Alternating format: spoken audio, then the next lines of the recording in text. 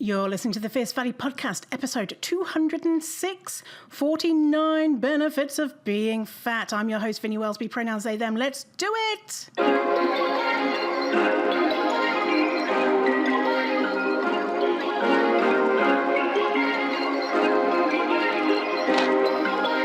Perfect. Hello, welcome to the show. Are you all right? I'm all right. Are you all right?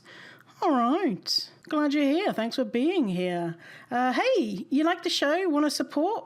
Would love you to. Two ways you can. One, write a review of the show. Say that you think I'm incredibly sexy and amazing, or something like that, or not. Right where you want. Or two, donate to the show. I have a Ko-fi account, which is kind of like Patreon. You can do a one-time donation, or you can do a monthly donation. If you do a monthly donation, you get some free shit. Who doesn't love free shit? Then go check out the notes, the show notes for links to stuff. I would really appreciate it. I'm very not very good at reminding to ask for support. I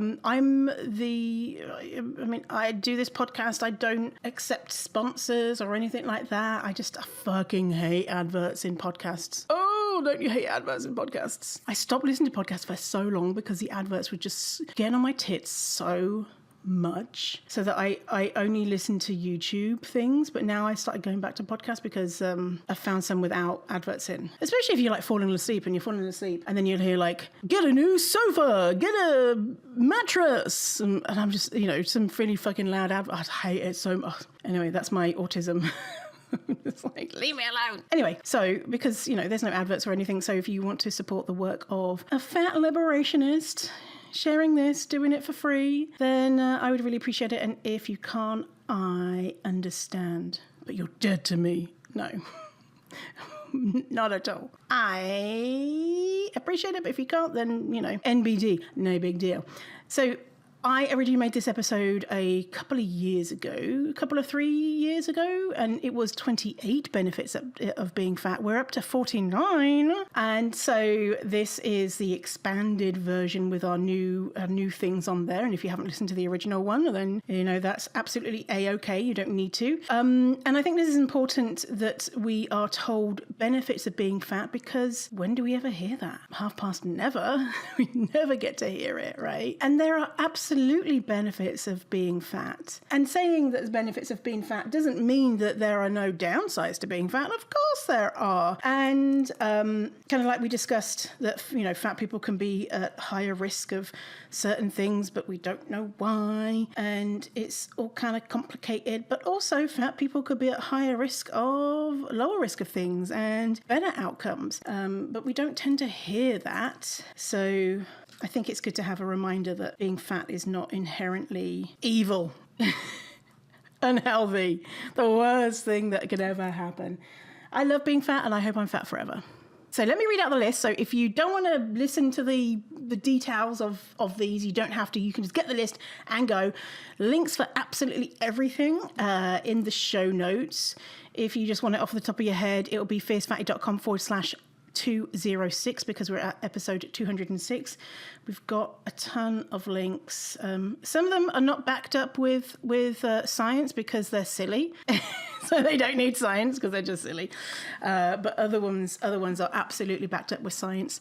And I'm going to make an Instagram post which has all of them listed out with a link to the science for each one, so that you can go and have a little look with your eyeballs and your brain if you want to do that. So let me list out the benefits of being fat. 49 benefits of being fat. Number one, this is no particular order, by the way.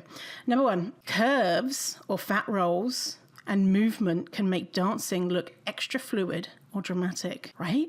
Especially underwater. Oh, have you seen those underwater videos of fatness? Oh, amazing. 2, we're soft and cozy. 3, we are strong. 4, we have a built-in body bigot filter because of our body. And so if someone is a body bigot, they don't want to be our friends. They don't want to be with us. We've got it built in, like screening device. How awesome is that? Great for those with social anxiety, because people are less likely to talk to you. And by the way, this is not always the case, right? So, take some of these with a tongue-in-cheek. You might say it's the worst if you have social anxiety because people do this. So it's not for everyone. It's not in every instance. So yeah. 6, stronger bones, less risk from osteoporosis, and better survival from hip fractures. 7, we have a built-in weighted blanket for our loved ones who like or need compression. Oh, right. If you're autistic or neurodivergent, or if you just, a human, you could just love that feeling of pressure or weight on you that you might get from a weighted blanket. But if you're with a fat person, you just get it automatically. Easy, done. We often have better outcomes post-surgery. We have increased survival from cancers, plus lower incidences of cancers and many other conditions such as COPD, fatalities from infectious diseases, premature birth and menopause, scoliosis, type 1 diabetes, UTI, the list goes on and on. 10, fat pads help our bodies function. If some of these you're like, what does this mean? What's going on? Then I'm going to go into it more, the not obvious ones in the podcast. Number 11, being underestimated and sometimes being able to surprise people. Isn't that nice? Right? Because fat people, they can't do that. Do you know when I love doing this is going to yoga. I'm very stretchy, and so I'm able to get into yoga poses. And I just feel such a sense of satisfaction that I'm making this up in my head, right? This could be true or not, but the people around me are like, oh, that person's probably going to really suck at yoga. And then I'm, doing all sorts of things that they might not be able to do. And I feel like eat it, in your face. They might not even be thinking that, but, this is my little fantasy in my brain. Easy to find in a crowd if you have a bigger body, so you're taking up more space. There we go. Find your friends quicker. We have more tattoo space. We are the tank division in protests. So what that means is that fat people can use their body weight to disrupt, and it's especially helpful if you're using a mobility scooter. Literally, it's like a tank. We are hard to move, physically solid, and able to hold space, right? So it's like we're like the heavy hitters. Put us in first. 15, fat bodies are better for snow sledding as weight equals more speed downhill. 16, more energy reserves during illness. 17, built-in community radar. So our identity isn't a secret, right?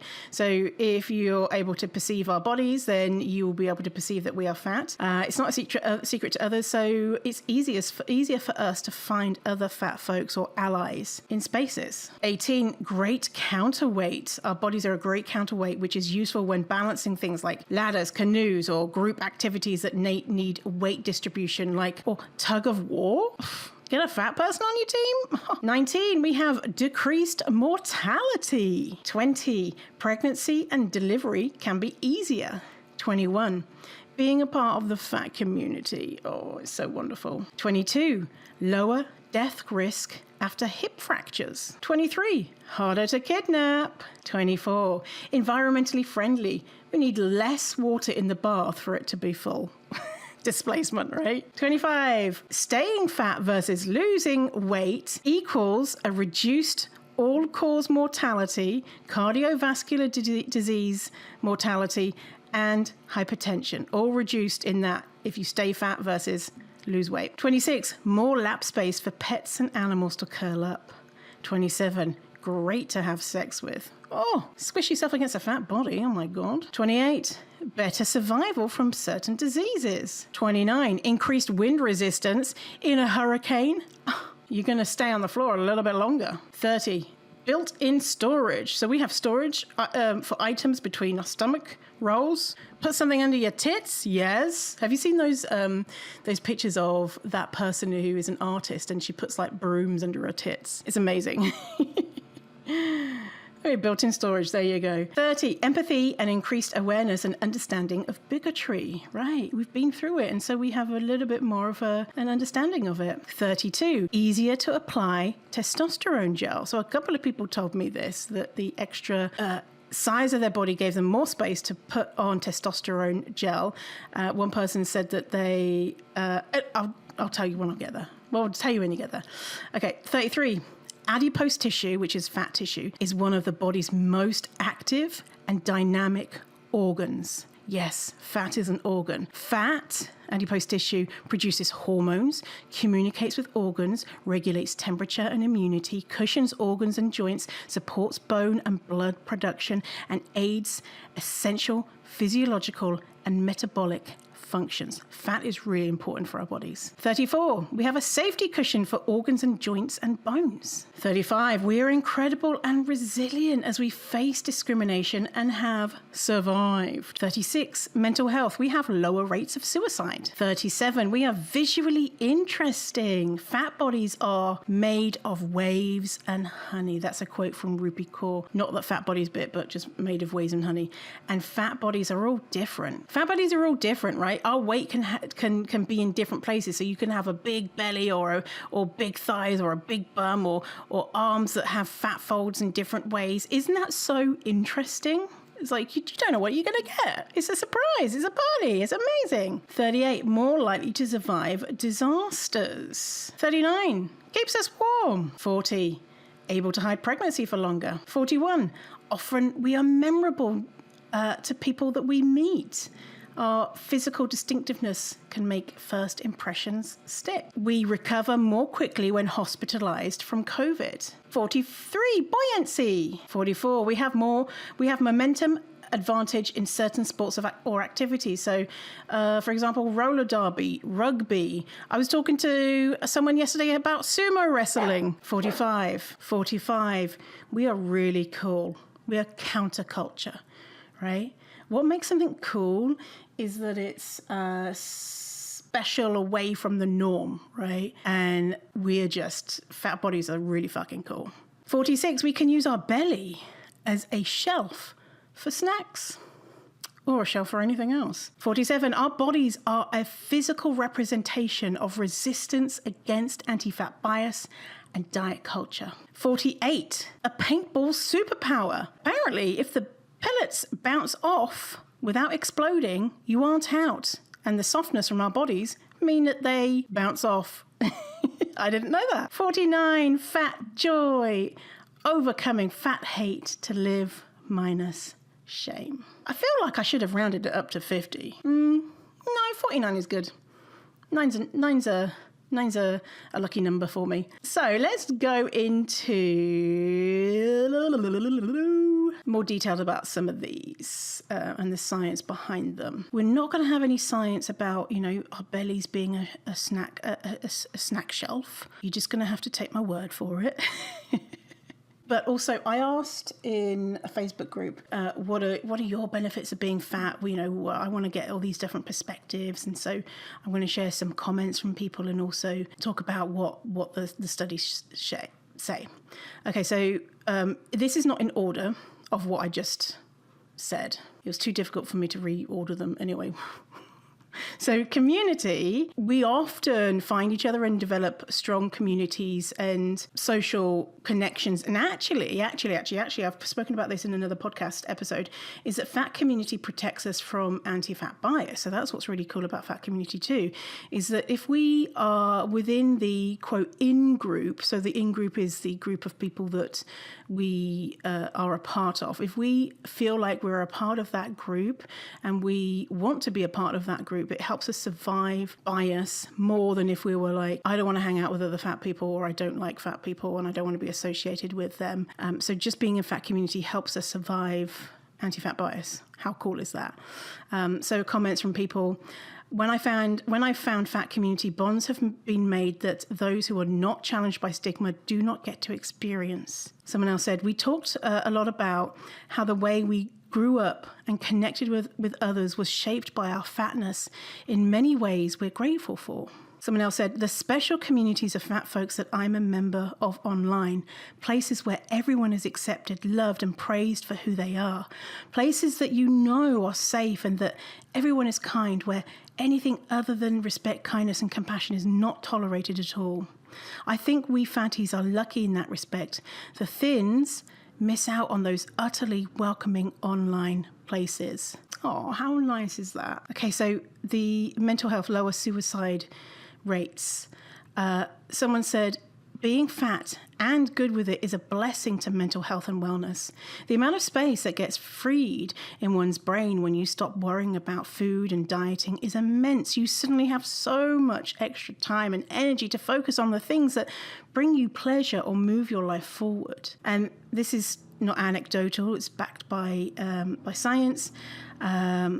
So what the science shows is that, so one study, a systematic review, meta-analysis found that, this was including millions of people, that people with lower body weight had around 1.44-fold increase of risk of death by suicide compared to straight-sized people. So I'm having to decode the language with the O words and stuff, and that being fat, a small fat or a larger fat person, was associated with lower risk of suicide relative to straight-sized people. So the smallest people had the highest risk of death by suicide. Then we have straight-sized people, and people who have the biggest bodies have the lowest rate of suicide. And then another study, cohort of over a million British women, mean age was 56. So this is looking at midlife weight and suicide. So they followed a million British women who their mean age was 56 for 15 years, and it showed the same thing, that women with a low BMI had a significantly higher risk of attempted and completed suicide, and then fat women had a lower, similar suicide risks compared to the straight-sized people. So again, the lower weight women had higher completed or attempted suicide risk, and fat people had either the same or reduced compared to straight size, and definitely compared to the lower weight people. Why? We don't really know, but researchers are making guesses. So first, biologically, adipose tissue, so fat tissue, produces hormones like leptin and influences serotonin metabolism, which may help regulate mood and impulsivity. Imagine that. Fat tissue makes us happy.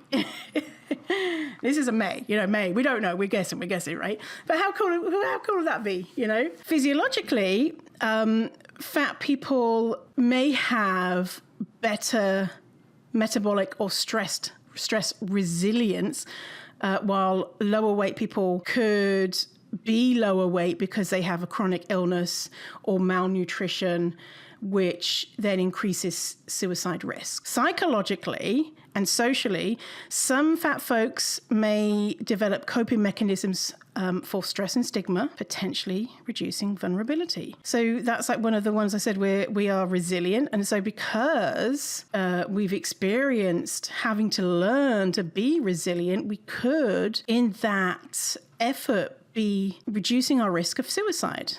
Maybe, that's a theory. Sounds pretty, that sounds accurate to me. Yeah, so that's what the scientists are saying, but we don't really know. But I mean, it's good news for fat folks, right? That's pretty cool. And so in regards to that resilience, someone said, self-compassion. I've had to learn to love myself rather than rely on the judgments of others. Yeah, so you've had to learn to love yourself. So I guess you're having to learn to get something internally rather than getting that praise consistently from other people. I guess that's what resiliency is really, right? Okay, so being a bigot filter. Someone says, my body is a sieve for bad energy. Anyone who wants to judge me for my size is not worth my attention. So I don't waste time on people as soon as they show me that they're judging me. Someone else says, my body screens out assholes from potential friends. Yeah, it's pretty cool to think that hopefully the people we're friends with are not like secret giant anti-fat ding-dongs. Hopefully they're not. Can you imagine? Some of your friends like, oh, I really love you. And in their head, but I hate that you're fat. I hate all fat people.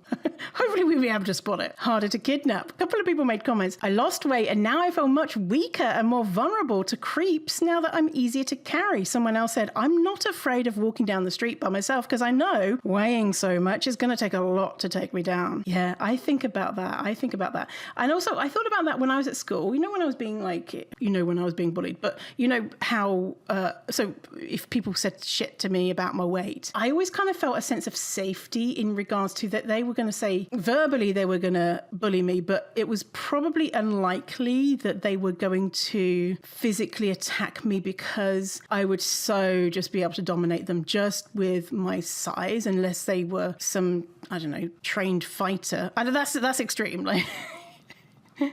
Only a trained fighter can take me down. But, as kids, like say if some little girl had learned karate, so maybe, she'd have some tricks up her sleeve. But just an average little girl was probably not going to be able to beat me in, like a shoving match or something, right? And that gave me a little bit of a sense of safety. But I know that's not for everyone, right? I know that even if you were the biggest person, you could still obviously be attacked and stuff. But that's just something that my brain gave me. All right, so decreased mortality. So, by the way, mortality, if you're not sure what that word means, mortality is the total number of deaths from any cause. So diseases, accidents, environmental factors within a specific population during a specific time. So total number of deaths. So decreased mortality. So how you see all these studies like fatness or like headlines, fatness is costing us $50 billion a second because fat people are just greedy, horrible people. And fat people are dying at some extraordinary rate, or fatness is the leading cause of death. So this rhetoric came out of a CDC study that came out that said 365,000 deaths a year were caused by fatness. But there's a bit of a hoo-ha. A year later, someone else who also worked at the CDC, Catherine Flegel, comes out with a systematic review and meta-analysis looking at 97 prospective studies, including 2.8 million adults and 270,000 deaths. So she had this huge data pool from all of these 97 different studies, right? And so brought that all together and said, let's look at the data from almost 3 million adults. Let's see what we find. What she found was that number that came out from the CDC, the same place that she worked, was wildly inaccurate.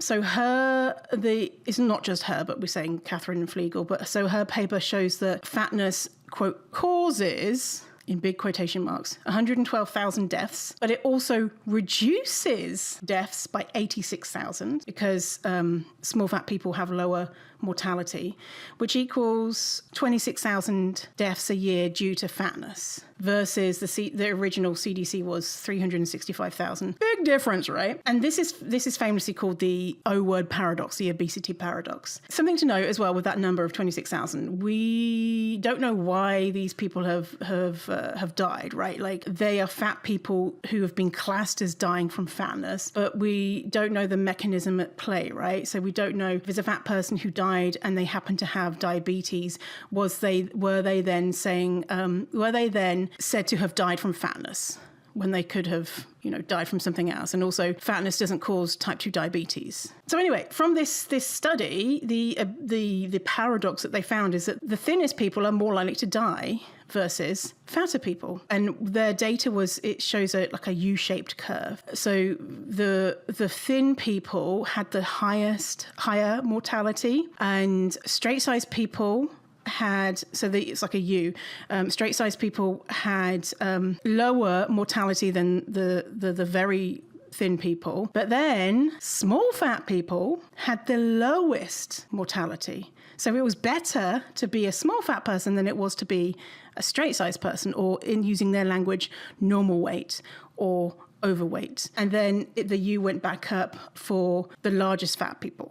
But it was still better to be the largest fat person than it was to be the smallest person. So the risks were higher being a small person than it was being a fat person. And being a small fat person had the best outcomes. So that's pretty cool. Decreased mortality, yay. All right. So, and then connected with this, that staying fat versus losing weight means that we have reduced all-cause mortality. So all-cause mortality, number of deaths from any cause within a specific population. And so reduced all-cause mortality, reduced cardiovascular disease mortality, and reduced hypertension. So again, we have a systematic review and meta-analysis of observational studies, including over 1.2 million older adults, found that weight loss was associated with around a 59% higher all-cause mortality risk compared to stable weight. Weight cycling, which is losing weight, gaining weight, was associated with around a 66% higher all-cause mortality risk than stable weight. And weight gain carried a smaller increased mortality risk, around 10% compared to stability. So the safest thing to do, if you staying the same weight, even if you're fat, is the safest, right? The second safest was gaining weight. So it was an increased risk, but still the risk was the lowest, around about 10% increased risk of mortality. The least safe was weight fluctuation, which is what happens anytime people are losing weight. Not always, almost every time, lose weight and then you put it weight back on. And that was around 66% increase to all-cause mortality versus stable weight. And then weight loss without putting it back on, that was 59%. So safest is just stay the same weight. Next, gain weight. Next, lose weight. Next, weight cycling. So basically, just stay the same weight. And if you stayed the same weight, it showed that you have reduced risk of all-cause mortality, cardiovascular disease mortality, and hypertension. Quote, body weight fluctuation was associated with increased risk for all-cause mortality, CVD mortality, and morbidity of CVD and hypertension. So we have 2 separate studies showing this. And this was one of the studies too was looking at the older adults. And so especially in older adults, it's really important to have a stable weight if possible. So when we're telling older people to lose weight, to live longer, it's just no, it's really scary. All right, so increased survival from cancers plus lower incidences of cancer and many other conditions such as COPD, fatalities from infectious diseases, premature birth, menopause, scoliosis, type 1 diabetes, UTIs. The list is so long that I wasn't going to conclude it in that summary.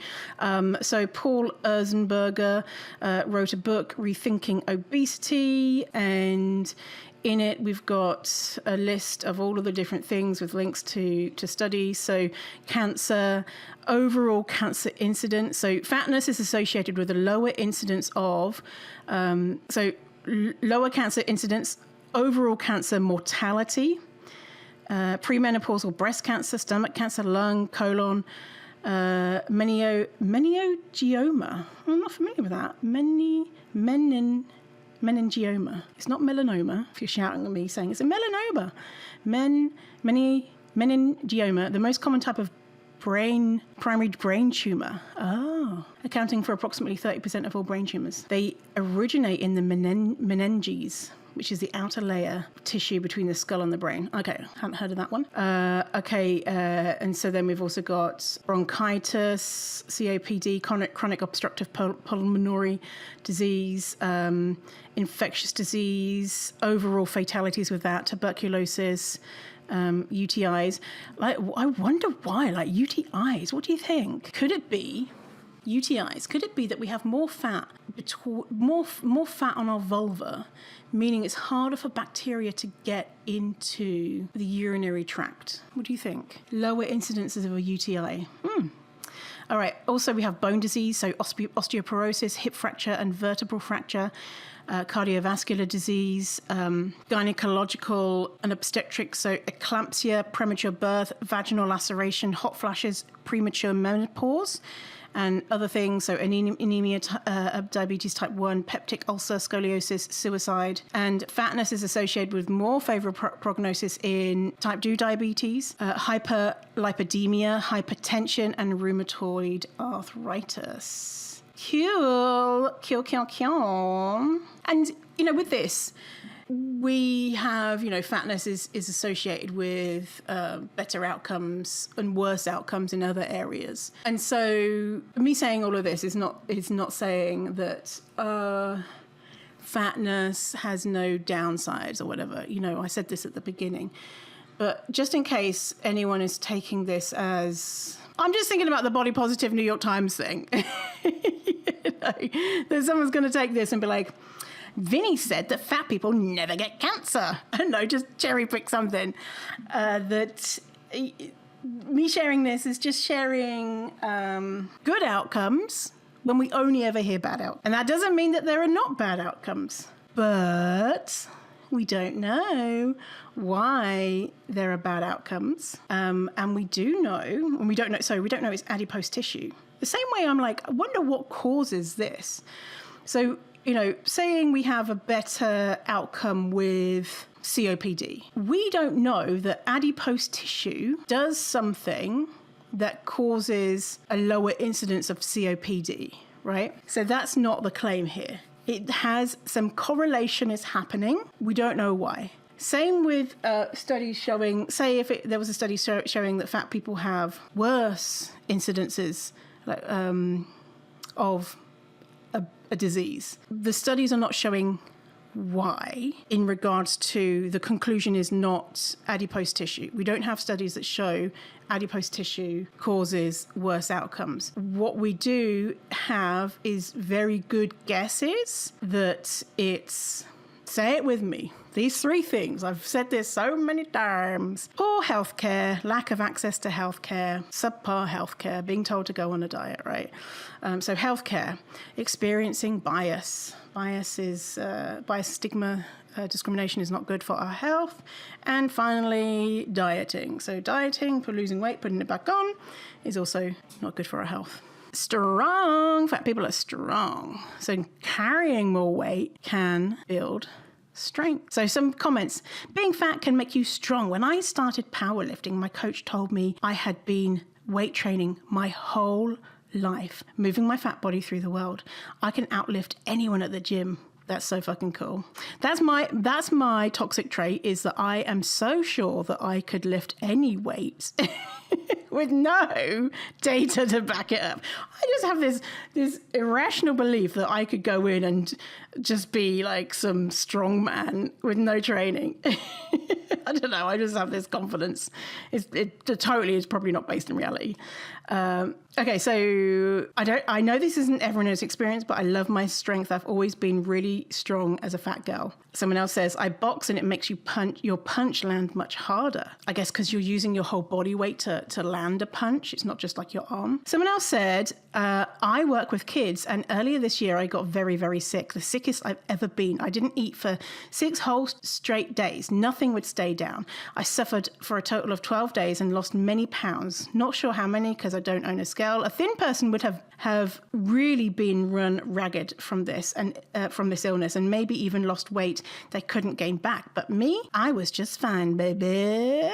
This is anecdotal, right? So, all right. So, stronger bones, less risk from osteoporosis, better survival from hip fractures. Higher weight is associated with better survival after hip fractures, and we've got some studies. Okay. We've got this one that looks at 1 year survival and discharge in fat patients post hip fracture. And what they found was lower mortality and higher likelihood of returning to independent living. And patients with a BMI of over 26 had a 2.6 times higher odds of surviving 1 year compared to people with lower weights. Okay. So we've got a couple of studies for that. Comments about this, the stronger bones, less risk from osteoporosis, blah, blah, blah.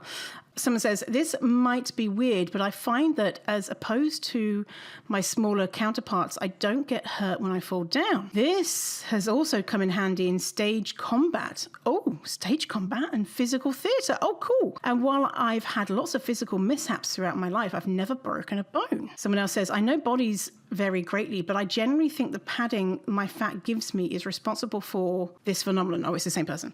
Someone else said, reply to that, anecdotal, but I fell off a moving horse recently and didn't break anything. I seriously think it was due to the extra padding. Someone else says, I don't bruise and I never had a broken bone. And I would literally climb chain link baseball backstops and jump off. I mean, I bruise easily, but the bones that I've broken is just digits but I've never broken a bone. I don't know if that's because I'm fat or what. Who knows? But there's cushion there, right? Soft and cozy. People are saying, someone said, my kids love snuggling me. My nephews use my tummy as a hand trampoline. My body is so cozy and soft. My kids love snuggling me. I love snuggling my fat friends. I can inspire my other fat friends to love their bodies by sharing my love for my own. Easier to apply testosterone gel. Okay, so someone says, when I was on testosterone for a bit, it was so much easier to spread the gel and get it to absorb quicker. Someone else says there's a chronic shortage of HRT patches in Australia at the moment, so I have to use gel. I was just thinking last night that it's easier to apply because I'm fat and I have more belly space. More likely to survive disasters. As Homer Simpson says, I'm drought and famine resistant. Someone else says, fat can help retain body heat and resist environmental conditions. Someone else says, ability to swim and stay warm enough later into the year. My thin sister got hypothermia, but I was fine. All right, so for the social anxiety, people have said, people don't like sitting next to me, so I get more space on buses and in theatres. It's great for social anxiety. Someone else says, people actively avoid sitting next to me on public transit. I usually have plenty of space. Someone else says, I'm invisible to men. I almost never get catcalled or creeped on in public. All right, so safety cushion for organs and bones. So let's look at the science. This study, fat patients who had experienced a fall had a significantly lower injury severity score. So this study is saying that falls are a leading cause of injury and a significant public health issue, especially in the older population. And the incidence of falls that lead to emergency unit admission is growing with the increased size and rapid growth of the geriatric population, and that those people who were O-word, so the larger fat people, had less severe injuries compared to people with lower body weight. And the ideas around this was that fat provides a protection, like a layer of protection, right? And that it cushions organs and blood vessels. And there's in your stomach, there's literally this like apron of fat. So if they do a surgery on your stomach, they would, if then they're cutting into it, they would, cut into it, and then you'll see them. They lift this kind of apron. And it's not your belly, it's something that's next to your organs. They lift it up to access the organs underneath. And it's literally a layer of protection, right? And it does other things too. Some comments from people. My elderly father has fallen several times, and I'm really confident that his hips have gotten horribly bruised, but he's never had a broken hip because he's got extra cushion. Someone else says, ditto, I've fallen a couple of times in the last few years. My belly broke my fall. Someone else, yes, when I fell off my bike, the doctor told me I would probably have broken my arm if it wasn't so well padded. Someone else, I just had a terrible fall and a heavy TV ended up smushing my guts. I'm pretty sure my gorgeous fat belly protected me from organ damage. Plus, kids like hugging it. Someone else says, it helps protect your bones and internal organs in car accidents and falls. I read an article years ago about a woman who started loving her fat after a doctor told her fat saved her life in a car accident. That's cool. It's nice to hear these doctors saying nice things, right? Okay, so recover quicker when hospitalized from COVID. Okay, so we have a study, a multi-center ICU study in Australia and New Zealand found that patients with very high BMI, over 40, had survival up to 2 years, had higher survival up to 2 years after ICU admission compared with lower BMI groups. And then we have a meta-analysis that found that fatness was not associated with higher death rates once hospitalized, that heavier patients survived at similar and sometimes higher rates compared to lower weight counterparts. And this was a big thing during the height of COVID, that it was like, well, fat people are going to die sooner, and we know that fat people have higher, worse outcomes and higher risk of getting the disease. What was found afterwards, when we have lots of data, is that if you treat fat people the same way as straight-sized people, they have the same and sometimes better outcomes. So there was a study with the bird flu, and it showed that fat people had worse outcomes. And then, but when you controlled for care that they've received and looked only at care that was given at the same time and in the same way, that fat people had same or better outcomes.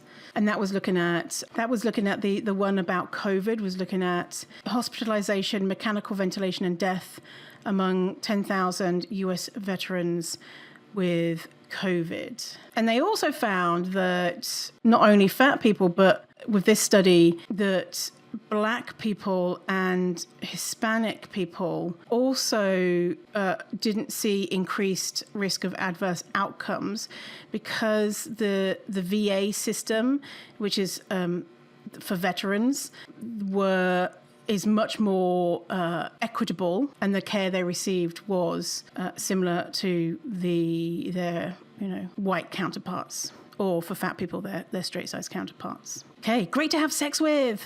I want to read a bit from this piece by Gina Tonic called "Why I Only Want to Have Sex with Fat Bodies." Gina writes, "With one ex whose body resembled mine, we settled into a regular routine of smoking a joint, eating a massive takeaway, and shagging the night away. It didn't matter that the fried rice made me bloat, because we were both already big anyway.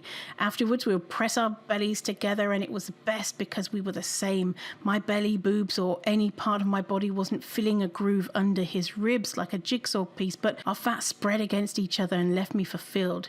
This secret ceremony was ours, and it was one we held most nights during my second year of uni. It changed the way I fucked and the way I felt about myself forever." Continuing on to a different section. "But I've discovered that fucking thin people who want to fuck fat people and fucking fat people who want to fuck fat people is different in its intent.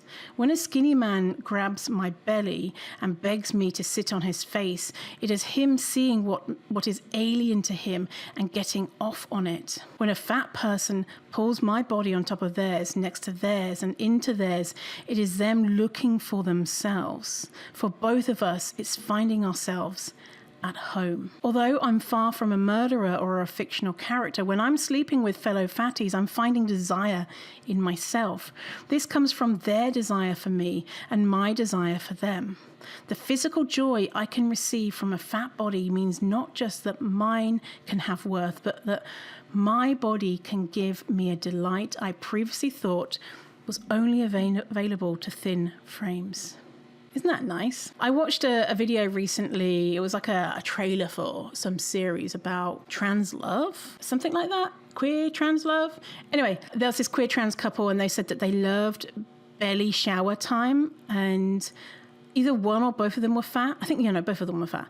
And they said that they love going to the shower and then rubbing their bellies together, and it all warm and slippery. And I was like, oh yeah, that sounds nice. I don't think I've ever done that. I need to get naked with a fat person and rub our bellies together in the shower. That sounds really nice, doesn't it? Okay, so pregnancy and delivery can be easier. So some comments and then some science. People were saying it's easier to hide pregnancy. This person says, "I love the benefits of being fat while pregnant. My body was strong and already used to carrying weight. I wasn't, quote, horrified by how my body was changing or worried other people would just think that I was fat. Like some of my thinner friends, my clothes were mostly wide-fitting and could easily accommodate some extra, so I didn't have to buy maternity clothes. And since I already had a big belly, I could hide my pregnancy for as long as I wanted." So the science says lower chances of experiencing minor and severe tearing during birth. So we have a large retrospective study of 32,600 deliveries.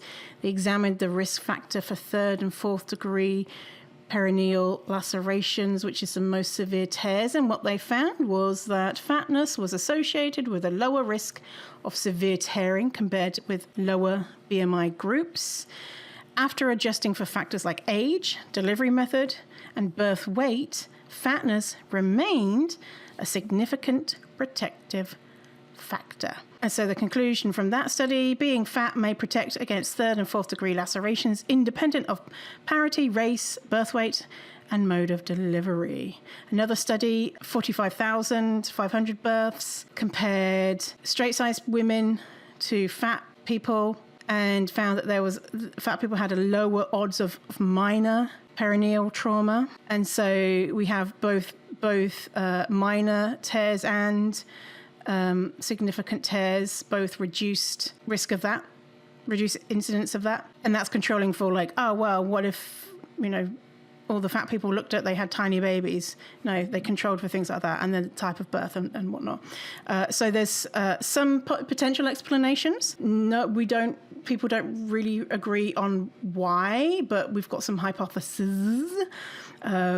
First, fat people can have more soft tissue, perineal soft tissue, that may distribute pressure during birth. So I guess they're saying that, the perineum between your bum and your vagina, there's more tissue there, so that it means that there's a little bit more give versus a straight-sized person is the theory. Lower rates of instrumental delivery, so forceps or vacuum, which increases tear risk. Why is there lower rates of instrumental delivery?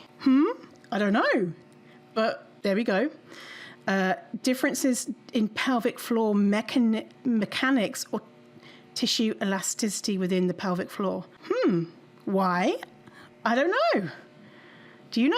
Difference in the pelvic floor. I wonder if having a bigger body, how having a bigger body, you're carrying more weight, so you're theoretically, your body's used to carrying weight, therefore you're stronger.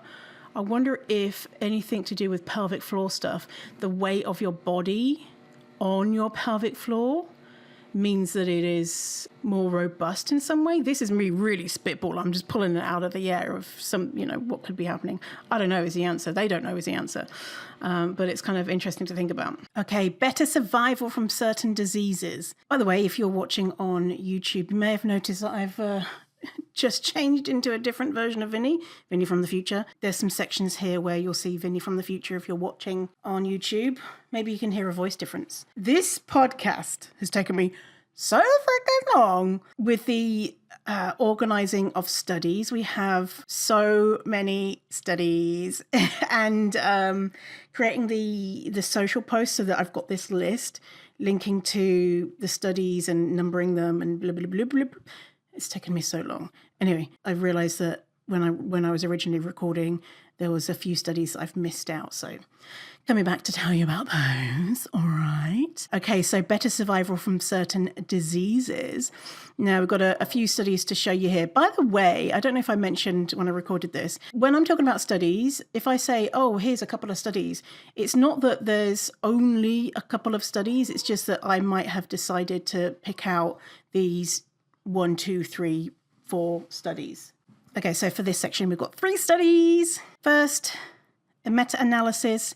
They took 26 studies. By the way, if you don't know what a meta-analysis is, it's where they look at all of the studies within a certain parameter. So say if you're looking for, I wonder what we know about the outcome of eating pickles is on the elderly population, you would then search for studies that include people within a certain age range that eat pickles and other parameters that you've set. And then you're looking at what these studies as a group together is saying. So it's not just that you've got this one study of 13 people that shows ABC. The information should theoretically be more robust because we've got more people with in different areas, different places in the world, more information. So anyway, this one, 26 studies, and that was 218,000 participants with acute coronary syndrome. And quote from this study, it starts off, in chronic diseases, chronic kidney disease, chronic heart failure, or chronic obstructive pulmonary disease, best survival is observed in small fat or medium fat patients. So they were like, by the way, small fat and medium fat patients do really well with these. And then this one is and then this study is looking at another area, continuing recently above mentioned phenomenon called the O-word paradox has been described in patients with coronary artery disease. So that's what they're looking at in this study. And what they found was the highest risk of mortality was found in, shall we have a guess, highest risk of mortality in people with the lowest weights. Small fat, medium fat, and large fat people had lower mortality compared to those who were straight-sized. So that was looking at 218,000 people. So being fat was better, even if you are they use the word severely O-word. So even the fattest people had a better outcome with coronary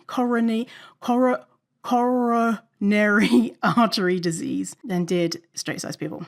Okay, next systematic review, 55,000 patients. Fat folks had a better overall survival and cancer-specific survival for colorectal cancer than straight-sized people. Higher BMI was significantly associated with more favorable colorectal cancer outcomes compared with straight-sized people, and the smallest patients had the worst overall survival. Next study, meta-analysis found that fat folks had lower mortality from pneumonia, and the risk of death decreased as BMI increased. This is from, they used 13 studies on pneumonia risk, which was 1.5 million participants. And then they used 10 studies on pneumonia mortality, and that was 1.3 million participants. All right. So the higher that someone's BMI was, the risk of death decreased. Better outcomes post-surgery. All right. So we've got this retrospective study with 10,400 patients who were scheduled for elective non-cardiac surgery. And what they found was that fat folks had lower long-term mortality after surgery compared to straight-sized people. And who had the highest risk? The smallest people. So for non-elective, so 10,400 patients scheduled for elective non-cardiac surgery. The fat people fared the best. Next study, we've got a prospective multi-institutional risk-adjusted cohort study of 118,000 patients undergoing non-bariatric general surgery. Okay, general surgery. What they found: fat people had significantly lower mortality risk after non-bariatric surgery than straight-size people. I guess because they say after non-bariatric surgery because they didn't include bariatric surgery in the study. After adjusting for all significant preoperative risk factors, the risk of death, according to BMI, exhibited a reverse J-shaped relationship. So imagine the letter J, flip it around. People with the lowest body weight had the highest risk for the people in the bigger bodies. The highest rates, the highest risk was for straight-sized people. The lowest rates were for small and medium fat people. All right, last one for this one. Better outcomes post-surgery. 18 studies comprising of 88,000 participants. In this meta-analysis, what they looked at, post-operative mortality was significantly lower in fat folks. And this is for lung cancer surgery. And they found that fatness neither increases the risk of complication nor prolongs hospital stays, and is generally linked to reduced post-operative mortality. In this surgery, what they found is that it took them longer to do surgery on fat folks, but the outcomes were better. And I found that really interesting that it's taken them longer, presumably because, as we know, surgeons are not being trained on fat bodies. A lot of the times when people are saying I can't perform surgery on someone of your BMI is because they haven't been trained to and they don't have the equipment to. It's a them problem, not a your fat body problem. And this, I'm guessing, could be showing that. But even with that, them taking longer to do the surgery on fat people still have better outcomes. Interesting. All right, so the one that I like the best is that adipose tissue, which is fat, is one of the body's most active and dynamic organs. Fat produces all of these wonderful things. Let me tell you all of the things. This is from a Scientific American article, and then I've got the studies from that too. The article is titled "Fat Doesn't Deserve Its Bad Rap." Fat is one of the most active dynamic organs we have. Why can't we just learn to love it? By Bethany Brookshire, an award-winning science journalist. In the past, we thought that fat just stored extra energy, but now we know it plays a really important role in keeping the body running correctly. So let me give you a couple of quotes from this article. It might seem odd to think of fat as an organ, in part because many of the organs we think about are so contained. There is only one liver, only 2 kidneys, but adipose tissue is stored all over the body.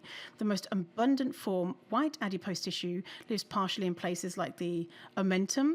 Oh, that's the name of that thing on your, the apron on your belly. Let me just double check. I think that's what it's called. Rings a bell. Omentum.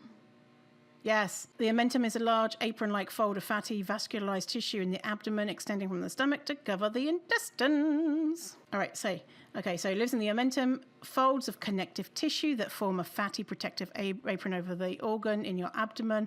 Most white adipose tissue, 80% of our total fat mass, is subcutaneous or beneath the skin. It tends to be concentrated in the stomach, hip, butt, and thighs. We strongly associate this tissue with laziness. Instead, it's full of energy. Each cell contains a large droplet filled with multi-chained molecules called triglycerides, which it releases as fuel. White adipose tissue's ability to grow and shrink is a feature, not a bug. It is constantly swelling and draining, taking up energy and sending it out again multiple times a day. Thanks to fat, our biochemistry hums along smoothly. And continuing, while white adipose tissue has one large fatty droplet, brown adipose tissue has many tiny droplets and lots of mitochondria. It is thermogenic, increasing energy use to keep us warm. These relatively small fat depots can increase energy expense in humans between 40 and 80%, running hard to make sure that we run hot. And in between, there is beige fat. This adipose tissue starts white, but if it's constantly exposed to cold temperatures, some of it decides on a career change. It makes more small fat droplets and becomes capable of creating heat. These beige fat cells can then convert back to white fat cells when summer comes again. What? How fucking cool is that? Oh, like the fat will literally be like, oh, this bitch is cold. Let's turn into different type of fat, brown fat. And then bikini season says, I'm going to go back to being white fat. We don't need to be warmed up anymore. And the thing about the fat that expands easily, so this one study that I'm going to be linking, can protect us against diabetes and insulin resistance. So this is almost like a dynamic organ. That's really cool.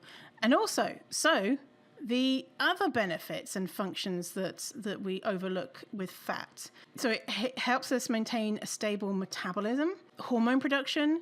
So fat tissue secretes hormones such as leptin. Remember that with the suicide thing. Leptin that help regulate appetite, energy balance, and metabolism. Communication with other body systems. So fat tissue interacts with the brain, gut, immune system, and other organs to help regulate body functions, immunity, inflammation regulation. So fat cells release immune signals that can increase or reduce inflammation in the body. It offers structural support for organs and tissues and cushions, and also blood vessels, keeping them safe too. So you think about like a blood vessel's just hanging out, but then it's like almost like putting it in bubble wrap, isn't it? Fat pads in areas like knees help distribute body weight and protect joints. Blood and bone support. So fat in bone marrow contributes to bone turnover. So bone turnover means creating new bone and the production of new blood cells. So meaning that fat cells inside your bone marrow help regulate the ongoing process where bone is constantly broken down and rebuilt. Because your bones aren't static. They're always being renewed through a process called bone remodeling. So our bones are able to stay strong because of that fat in bone marrow.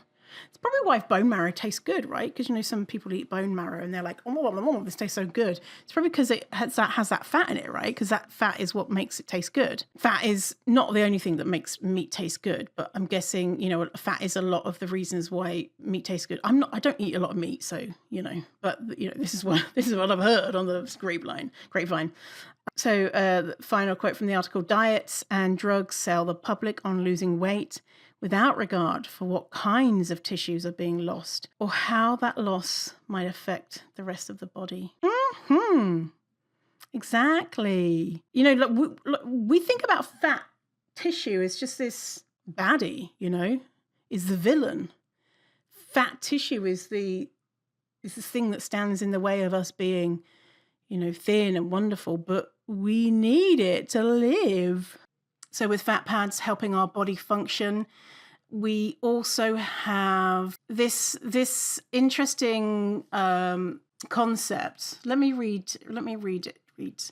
So there's something called the infrapatellar fat pad. So it's a pad of fat that's located just below your kneecap, and scientists are interested in it because they think that it's not just fat, it's actually doing something important in the role of how our knees work. So not only do we have extra cushioning around our knees, literally, say if you're gardening or whatever, or, you know, on your knees, I don't know, getting fucked, whatever you're on your knees for, it's not just there as a as a cushion, but it's doing something else. So even though this fat pad doesn't touch the cartilage of the knee joint directly, it sits next to the synovial membrane, which is tissue that lines the inside of the knee and produces lubricating fluid. And as we know that fat is biologically active. Actually, do you know that yet? Have I told you yet in this? Yes, I have told you that. It's like, have I told you that yet in this podcast? Yes, I have. So it's not just this dead tissue is what I used to think that what fat was. It's biologically active, meaning that it releases chemicals and signals. What they think is that fat pad on your knee may influence how the synovial membrane behaves, so the membrane under your kneecap. And because they're so closely connected structurally and chemically, the researchers think that the fat pad and that membrane basically function together as one system in the knee. And they can inform each other and support each other, basically. I thought that was really cool. Oh, and I think about other fat pads, things like our heel. So this study is talking about how the heel fat pad bears repeated loads during locomotion and spreads them over the heel and absorbs shocks. Oh, I think of that's so cool. Like fat as a shock absorber.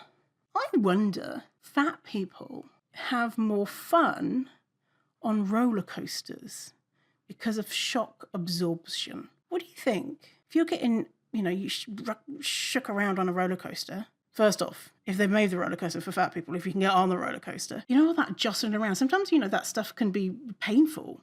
I wonder if we experience less pain, therefore have more fun, and then we have that shock absorption from the belt, the restraint across our stomach, and that's like protecting our organs too. And I wonder, because we've got that greater momentum due to body size on certain rides, not on a roller coaster because that's not dependent on your weight, but like one of those rides like a swing or whatever, that we would have more fun because of our body. We've got cushioning, we've got body weight to make it more fun. What do you think? This is totally out there theory. I know that on a roller coaster when I was a kid, the teacher was like, if you want to go the fastest, go on the back because it whips around and it whips the people at the back the fastest. So I'm wondering if there's anything like that to do with body size. Anyway, whatever. This is totally me just being in awe of cool fat bodies. And I always thought that it was literally like an insulation, that the fatness, fat tissue created a layer of warmth because we had this thing, this like volume. But it's the actual brown fat that generates heat, thermogenesis, and sending messages to our bodies saying we're cold. Let's get some heat going. Like I always thought of fat as this almost dead thing. Not that it was doing stuff. Poor fat. The fat's like, hey, I'm over here just like, keeping you alive and stuff. And then, everyone's just trying to like chop me up and like suck me out. And I'm just trying to, regulate your body, girl. And why are you doing this to me? Oh, poor fat. One of the things, so fat pads help our body function. So in our anus, fat pads are essential to maintain fecal continence. Isn't that cool? We need fat pads in our anus so that poo doesn't fall out of our bum holes. That's not going to happen. That's not what happens if you don't have fat in your bum. It's not just going to fall out. But you know what I mean. And then fat pads all around your body of. Even just sitting on your bum, just not your anus bit, but your bum cheek sitting down, and the other ways, the other joints, and being on your knees, or all of that that fat pads helping to just live life. So that is a whole lot of benefits of being fat. My favorite is fat community. I feel like we're part of this like little secret club, this exclusive club. Although, I mean, technically it's not exclusive because most people are fat, but fat people who don't hate themselves, that is a more exclusive club. That feels really nice. So I think that's my favourite. And maybe Bigot Filter. And the cushioning. I do like the cushioning too. Yeah, that's nice. I keep looking at this list and be like, actually, I like this. I like that. Oh, the resilient thing too. The resilient thing. I feel like I am. That's like one of my favorite things about me is that I feel like I'm quite resilient in my brain. And, like we can't ever know that shit's not going to happen in our lives. Who knows what's going to happen tomorrow. But I feel really safe. Like I trust myself that I will be able to survive and find the resources to survive. It might be shit, but I can survive it. And that feels really good. That I have that resilience. And throughout my life, I've proven to myself that I can survive shitty stuff.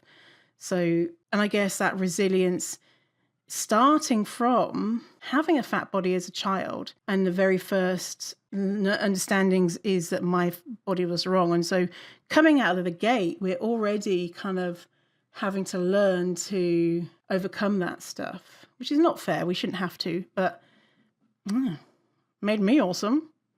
Did it make me awesome, or am I just awesome just generally? Probably both. All right. Well, if this episode brought you any happiness, joy, made you go, oh, really? Then feel free to leave what's the thing when you say stuff about the show? A review of the show. And if you're feeling really generous and loving, feel free to donate on Ko-fi. Link in the show notes. Link in the show notes for all the studies. There's so many fucking links for studies. I'm sorry. Or maybe not. Maybe you like that stuff. But anyway, all in the show notes. Fierce Fatties /206 because we're episode 206. Thank you for being here and hanging out with me. I hope you're feeling good. And remember, you are worthy. You always were. You always will be. Stay fierce, fatty. Goodbye. Say hello. Goodbye. Tatty bye.